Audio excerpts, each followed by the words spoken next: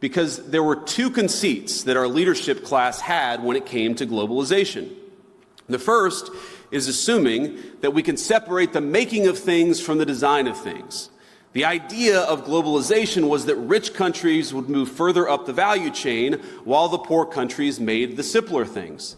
You would open an iPhone box and it would say designed in Cupertino, California. Now the implication, of course, is that it would be manufactured in Shenzhen or somewhere else. And yeah, some people might lose their jobs in manufacturing, but they could learn to design, or to use a very popular phrase, learn to code. But I think we got it wrong. It turns out that the geographies that do the manufacturing get awfully good at the designing of things. There are network effects, as you all well understand. The firms that design products work with firms that manufacture. They share intellectual property, they share best practices, and they even sometimes share critical employees. Now, we assume that other nations would always trail us in the value chain, but it turns out that as they got better at the low end of the value chain, they also started catching up on the higher end. We were squeezed from both ends.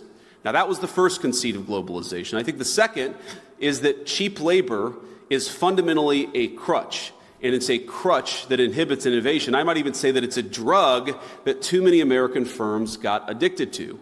Now, if you can make a product more cheaply, it's far too easy to do that rather than to innovate.